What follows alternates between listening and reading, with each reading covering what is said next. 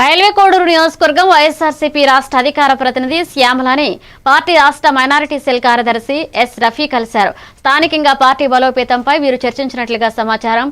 రాష్ట్ర అధికార ప్రతినిధి శ్యామల పలు సూచనలు చేశారు. రెడ్డి గారికి అలాగే ఇక్కడ రీజనల్ కోఆర్డినేటర్ గా ఉన్నటువంటి పెద్దాయన పెద్దిరెడ్డి రామచంద్రారెడ్డి గారికి, పార్లమెంట్ సభ్యులుగా ఉన్న పెద్దిరెడ్డి మిథున్ రెడ్డి గారికి, కోడూరు ఇన్ఛార్జ్ గా ఉన్న శ్రీనివాసులు గారికి, అలాగే